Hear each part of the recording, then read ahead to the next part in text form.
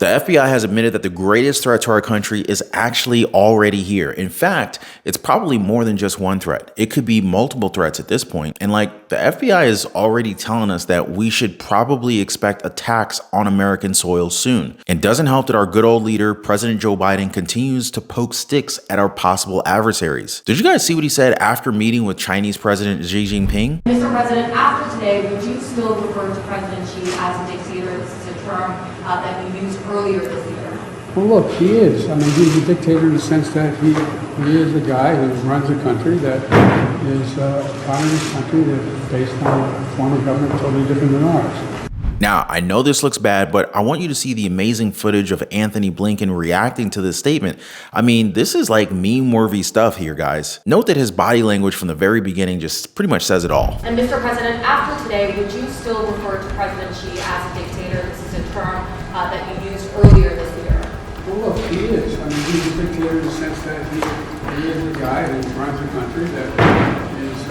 Well, look, he is. I mean, he's a dictator in the sense that he is a guy who runs a country. I mean, the squirming gave it away. It was like, oh, shoot. So we're back to calling him a dictator after talking to the same guy for like 4 freaking hours and cleaning up San Francisco just to show him a clean city, huh? Man, I can't believe they did that, by the way. It's like they can clean up a city for China, but not for the American people. I swear, if we go into World War III, I'd know who was to blame. Now, on that note, do you think that the president is just pushing us towards attacks in our cities and possibly another war? Comment a quick yes or no to answer that. And while you guys are at it, make sure to smash the like button and turn on all notifications. That way you don't miss out on any important updates. Appreciate that, guys. So getting back on track here, it's very clear that the president is really not helping our case of keeping the peace here in the country. I mean, heck, right? We're seeing protests left and right with Capitol Police getting hurt in the process. Let's show you what things were looking like here when police confronted those protesters.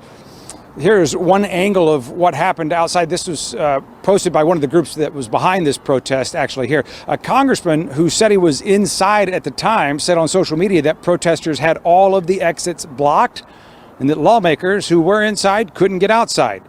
Protesters said they wanted the attention of the people inside because they want Democrats to put pressure on the president to call for a ceasefire in Gaza. About 150 protesters came armed with these candles that they said were 11,000 of them to represent the reported number of people killed in Gaza.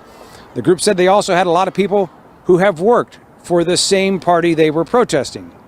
And I thought that this party was on the side of life and on the side of all human lives being valued equally. And so we were here as the base of that party to ask the Democratic Party to stay true to those values and call for a ceasefire, and we're met with violence and repression. Now, Capitol Police described this as a, quote, illegal and violent protest.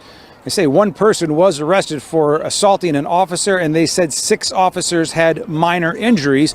So let's talk about this entire deal with us and Israel, okay? Some say that the president doesn't have a say as to what Israel should do, but at the same time, well, others argue that they're the ones who are funding them. That's American taxpayer money. It would be kind of foolish to think that the president of the United States, the country that's funding this war, doesn't at least have a say, right? I mean, what do you guys think? But the president hasn't exactly said much other than, suggestions. That's all he's saying. He's just suggesting actions. He's not actually calling for them or demanding them. I guess this is why more attacks are hitting our U.S. troops overseas. In fact, some lawmakers are pinning the blame on the president himself, since they're saying that it started when he took office.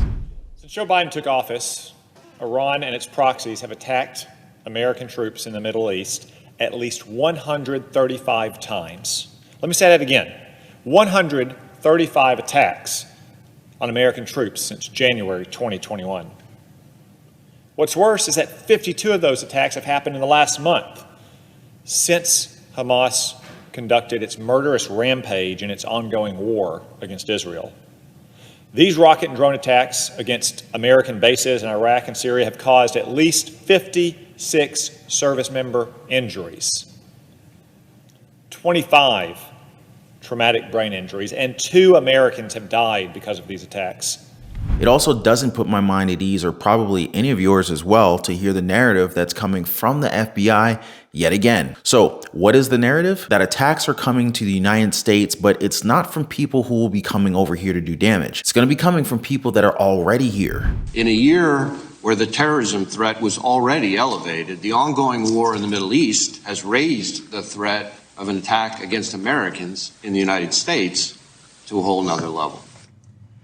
That the FBI Director Christopher Wray, of course, he says we are on a whole nother level right now with our footprint, Nan. Yes, well, because in, I think it was 2020, the last year of the Trump presidency, we had 11 apprehensions of national threats. Denise, correct me if I'm wrong, or anybody.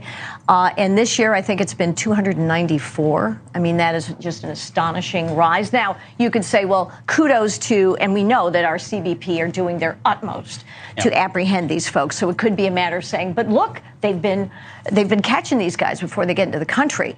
But it bespeaks the burden. And you know, based on every other statistic and everything that News Nation and sensible broadcasters have been showing us, tells us that this is clearly a risk. Do you agree with her? I think in some way the FBI does. You see, they're warning that the greatest threat to our homeland are US-based lone actors, or even small groups who are, in his own words, inspired by foreign terrorists. Wray says that these people will probably get easily accessible weapons and attack soft targets. I'm not sure what he means by soft targets, but if my research is correct, it pertains to either people or locations that are easily accessible to the general public and are mostly unprotected. I mean, I guess that could also include a chunk of our power grids, right? Probably a lot of infrastructure that can be sabotaged within a short amount of time, yet still cause a lot of disruption. The FBI is now warning about the growing threat of terrorist attacks here in the U.S. That's right. The FBI director says the agency is seeing an increase in reported threats against both Jewish and Muslim Americans. And now local authorities are working to keep these communities safe. Joining us is NBC News investigative correspondent Tom Winters. So, Tom, did the FBI director elaborate on the exact kinds of threats they're seeing right now? Right. Well, it's all centered around what we're seeing in the Middle East, in this Israel and Hamas war, what's going on there. There's an awful lot of rhetoric online. And he made those comments in front of the International Association of Chiefs of Police gathering in San Diego over the weekend, focusing in telling them effectively, hey, we're on this, but we've got an increase in threats. And now it's up to law enforcement to determine how credible these threats are, if any of these individuals are capable of acting out. And if so, if it meets the threshold, you know, you're allowed to say a lot in this country under the First Amendment, but you're not allowed to threaten people's lives. And so if certain things are triggered, then they're able to make an arrest. Or if you're supporting Hamas materially with funding, financing, or trying to help them out in any way, they're a designated foreign terrorist organization. You could end up in handcuffs. So that's what the FBI appears to be focused on. But what do you guys make of these warnings from the FBI? Do you think that we should now expect domestic attacks here in our country? Or do you trust that those in the office will actually protect the American people? Let me know what you guys think down in the comment section down below. And before I go, I just want to thank you guys so much for your time. Keep safe, and I'll see you guys in the next video.